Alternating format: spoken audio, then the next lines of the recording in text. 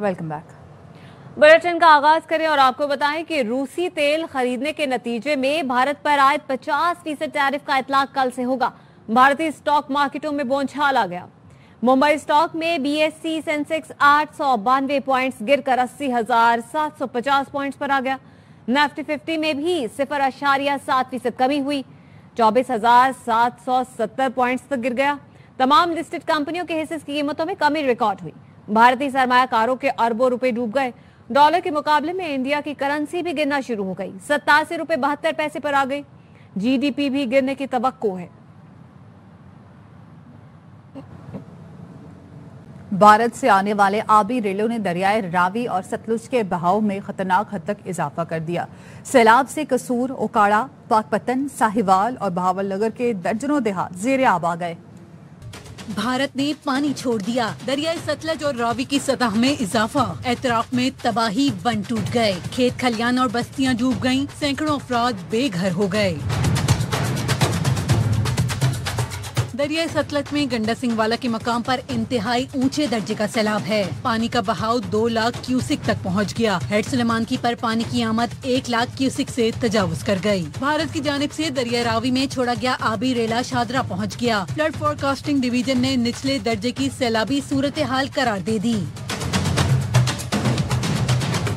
पाकपतन में दरिया सतलज के रेले ने दर्जनों बस्तियां उजाड़ दी, सैकड़ों मकानात पानी की नजर हो गए। एक एक करके बांध टूटते गए और बहुत सारे हजारों एकड़ किसानों की जमीन दरिया के अंदर चली गई है। इन बंदों को मजबूत किया जाता तो इस नुकसान से बचा जा सकता था। हेड पंजन पर पानी का बहाव तेज हो गया। उच्च शरीफ के इलाका रहा है, इलाके हैं उनका काफी नुकसान हुआ है। हुकूमत से अपील करते हैं कि लोगों की जो है मदद कर। पसरोड़ में नाला डेक का हिफाजती बंद बचाने के लिए इलाका मकीन खुद मैदान में आ गए। महकमा जरा है वो बिल्कुल सुता है, बंद रोड चला है, सारे पिंड ने अभी काम करना, सारे लगे ने ये फंड किस चीज का लैंडे ने। बहावलनगर में दरियाई सतलज ने दरियाई बेल्ट मुकम्मल डुबो दी। फसलें और मकान सैलाब में घिर गए। 25 से ज्यादा आबादियों का जमीनी रास्ता कट गया। आरिफवाला के मकाम पर दरियाई बेल्ट से मुल्हिका दर्जनों आबादियां पानी की लपेट में हैं। फसलें और इमलाक बर्बाद हो गयी। लोगों का इनखला जारी है। जलालपुर पीरवाला में मुतादिद मवाज़ात ज़ेरे आब आ गए। सैकड़ों एकड़ कपास और मिर्च समेत दीगर फसलें तबाह हो गयीं। फ्लड रिलीफ कैंप्स कायम कर दिए गए।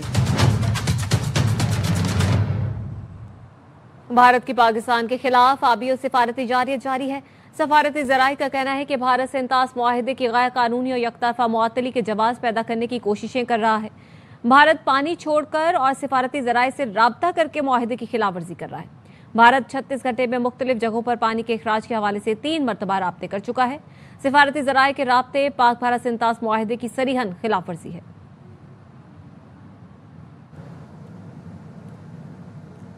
मकबूजा जम्मू और कश्मीर में तूफानी बारिश के बाद पानी ने सियालकोट का रुख कर लिया।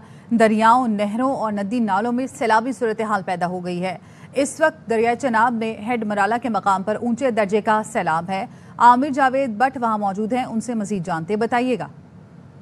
पलाई इलाकों और मकबूजा जम्मू कश्मीर में होने वाली हालिया तूफानी बारिशों की वजह से सियालकोट से गुजरने वाले तमाम दरियाओं और नदी नहरों में सैलाबी सूरत हाल है और पानी की सतह में मुसलसल इजाफा हो रहा है। इस वक्त दरियाए चिनाब में हेडमराला के मुकाम के ऊपर ऊंचे दर्जे का सैलाब रिकॉर्ड किया गया है। मैं इस वक्त मौजूद हूँ हेडमराला बैराज के ऊपर, जहाँ पर पानी का बहाव 2,98,000 क्यूसिक रिकॉर्ड किया गया है, जबकि पानी का अखराज 1,82,148 क्यूसिक रिकॉर्ड किया गया है। इसी तरीके से दरियाए जम्मू तवी और मुनावल तवी में भी मुसलसल पानी की सतह में बड़ी तेजी के साथ इजाफा हो रहा है। इंतहाई ऊंचे दर्जे का सैलाब आने के इम्कानात हैं। इस सिलसिले में तमाम तर इंतजाम डिस्ट्रिक्ट इंतजामिया ने मुकम्मल कर लिए हैं। 2 रिलीफ कैंप कायम कर दिए हैं और जहाँ पर तमाम जरूरी अशिया जिनमें खुराक, अद्वियात और रहने के लिए जहाँ पर जगह बना दी गई है।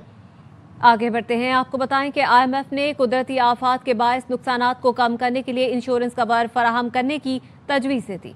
वजारत खजाना के ज़राए का कहना है पाकिस्तान में बैंकिंग इंडस्ट्री की तरक्की के बावजूद इंश्योरेंस का शोबा आलमी मयार के मुताबिक काम नहीं कर रहा। हुकूमती तरक्याती मंसूबों को भी इंश्योरेंस कवर फराहम नहीं किया जा रहा। IMF का मुतालबा है कि नए तरक्याती मंसूबों के लिए इंश्योरेंस कवर लाजमी फराहम किया जाए। Securities and exchange commission insurance sector की तरक्की के लिए इकदाम करने में नाकाम है।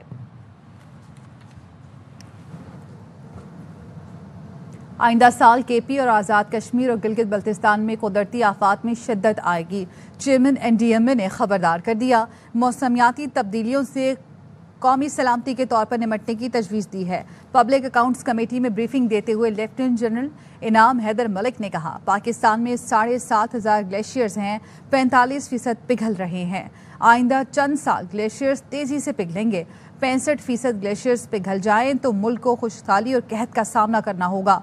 कुदरती आफात से बचने के लिए हमें पेशगी इक़दामात करना होंगे। सैलाब की अर्ली वार्निंग के लिए ग्राउंड सेंसर्स लगाने की ज़रूरत है। नई तामीरात को कुदरती तब्दीलियों के मुताबिक बनाया जाए।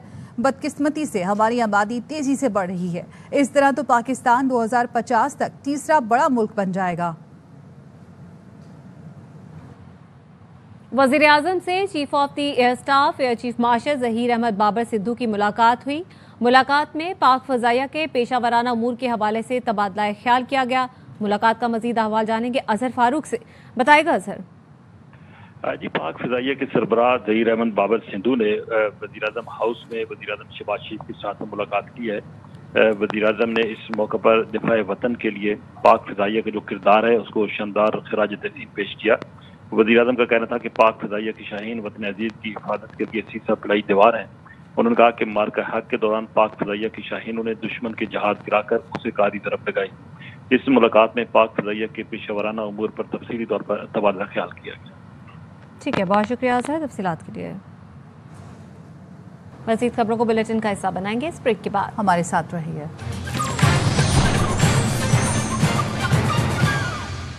Welcome back.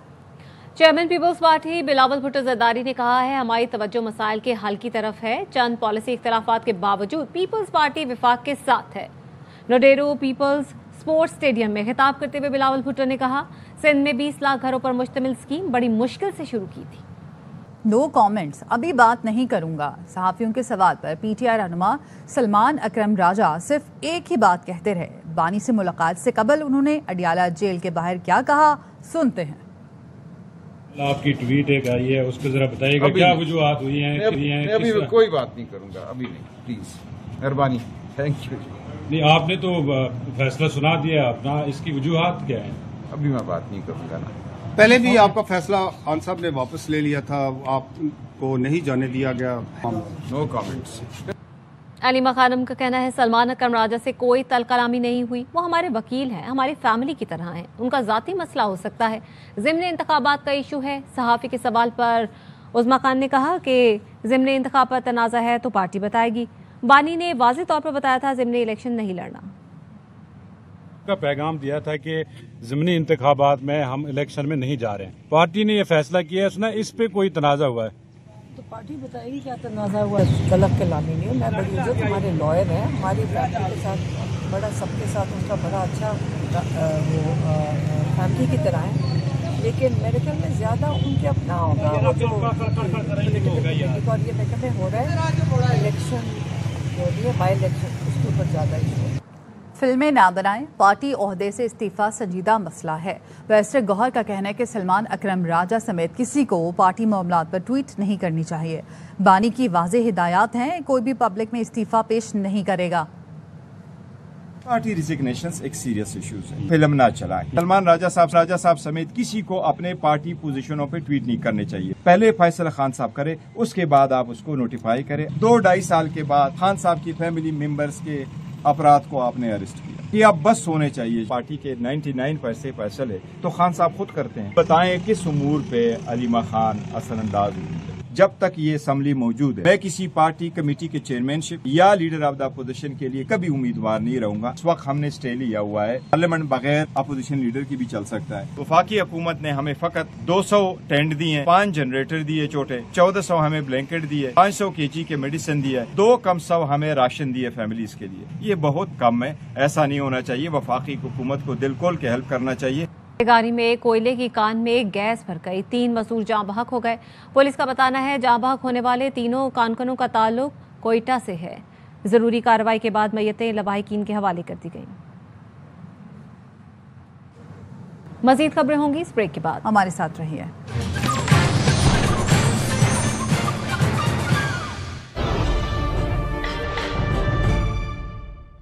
Welcome back. वज़ीर आज़म की ज़ेर सदारत कस्टम्स की जांच पड़ताल और तखमीना निज़ाम को फेसलेस बनाने पर जायजा इजलास हुआ। वज़ीर आज़म ने इदारों को इस्लाहात के जल्द मुकम्मल और मुअस्सर निफाज की हिदायत दी। वज़ीर आज़म ने कहा, जांच पड़ताल तखमीना निज़ाम जदीद टेक्नोलॉजी से हम आहंग और फेसलेस करके शफाफियत लाई जाए। कस्टम निज़ाम की बेहतरी का मकसद कारोबारी हजरात को सहूलत के साथ रेवेन्यू में इजाफा है। Pakistan virtual asset regulatory authority का इजलास हुआ। इजलास में टैक्स रेगुलेशन और इंटरनेशनल रवाबित के लिए ज़िली कमेटियों के क़याम और national cyber crime investigation agency में क्रिप्टो कंप्लेंट पोर्टल के क़याम पर इत्तफाक किया गया। क्रिप्टो करेंसी में लेन देन की मुमानियत से मुतालिक स्टेट बैंक का सर्कुलर वापस लेने पर भी गौर किया गया। कराची के इलाके लियारी चाकीवाड़ा के मरकजी सड़क पर टाउन म्यूनसिपल ऑफिस के बाहर बारिश और सीवरेज का पानी जमा है। जगह जगह कचरे के ढेर की वजह से इलाका मकीनों को सख्त मुश्किलात का सामना है। मजीद जानेंगे वहां पर मौजूद अफजल खान से। मैं Lyari Chakiwara number 1 Denso road पर मौजूद हूं, जहां टाउन म्यूनसिपल कॉरपोरेशन के ऑफिस के बाहर ही जगह जगह बारिश का पानी, निकासी आप का पानी और कचरे और गलाजत के ढेर हैं, जहां से गुजरने वाले ट्रैफिक को इंतहाई मुश्किलात का सामना है। शहरी पैदल चलने से भी कासिर हैं। मुसलसल ताफुन उठ रहा है और इस वजह से लोग बहुत ज़्यादा परेशानी का शिकार हैं। यहाँ पे तवज्जो दिया जाए, हमारे लियारी को सफाई का काम कर दिया जाए। इलाका मकीनों का कहना है कि जगह जगह सड़क पर गड्ढे हैं और सीवरेज का निज़ाम भी तबाह है। उन्होंने मुतालबा किया है टाउन इंतज़ामिया से कि वो इस तमाम तरह सूरत हाल से लोगों को निजात दिलाए। जमाती इस्लामी कराची ने 31 अगस्त को वज़ीर आला हाउस के सामने हुकूक मार्च का ऐलान कर दिया। अमीर जमात इस्लामी कराची मुनिम जफर खान कहते हैं 31 अगस्त को सुबह 3 बजे वज़ीर आला हाउस की जानिब मार्च किया जाएगा। नालों की सफाई नहीं हो रही, इसकी जिम्मेदारी मुर्तज़ा वहाब की है। मेयर कराची मुर्तज़ा वहाब कहते हैं बारिशों के बाद सड़कों की मुरम्मत का काम फौरन शुरू किया जाएगा। टाउन्स की शिरकत से गलियां भी ठीक हो सकती हैं। कि आज से फिर बारिश का सिलसिला अगले 3-4 रोज़ चलेगा। बारिशों के फ़ौरन बाद इंशाअल्लाह जो KMC की सड़कें हैं उनकी जहाँ जहाँ अस्तरकारी और रिहैबिलिटेशन रिक्वायर्ड है इंशाअल्लाह उसका काम कर लिया जाएगा। हमने एक एनुअल कॉन्ट्रैक्ट किया अपनी रोड मेंटेनेंस का, उसके तहत इंशाअल्लाह इमीडिएटली बारिशें रुकने के बाद हम अपनी मेजर शाहराहों का काम स्टार्ट कर देंगे। और मैं एक्सपेक्ट करता हूँ, उम्मीद करता हूँ कि जो टाउन अपने अपने इलाकों में उनके पास जो पैसे पड़ेंगे उसको भी ईमानदारी के साथ खर्च करें ताकि जो अंदरूनी गलियाँ हैं वो ठीक हो। टाउन के पास 14 अरब रुपये इस वक्त पड़े हुए रोड कटिंग की मद में। अगर आप चाहें तो न्यू कराची टाउन को देख लीजिए, 3.25 अरब रुपये रोड कटिंग की मद में उनको मिले हैं। नॉर्थ नाजमाबाद टाउन को गालिबन कोई 2.5 अरब रुपये मिले। इसकी तफसीलात जो हैं तमाम पब्लिक हो चुकी हैं। तो जो पैसा उनके पास आया है वो अकाउंट में रखने के लिए नहीं है या किसी और पर्पज़ के लिए नहीं है, वो रोड रेस्टोरेशन के लिए।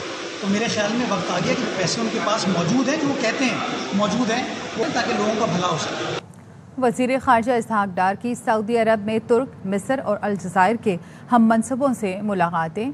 तर्जुमान दफ्तर ख़ारजा का कहना है मुलाकात OIC वज़ीर ख़ारजा इजलास के मौके पर हुई। फ़लस्तीन की सूरत हाल पर गुफ्तगू की गई। इंसानी इमदाद की फौरी फराहमी, जंगबंदी की ज़रूरत पर जोर और फ़लस्तीन में पायदार अमन के क़याम की अहमियत पर इत्तफ़ाक़ किया गया। वज़ीर ख़ारजा ने मुस्लिम उम्मा के इत्तेहाद को वक्त की ज़रूरत करार दिया।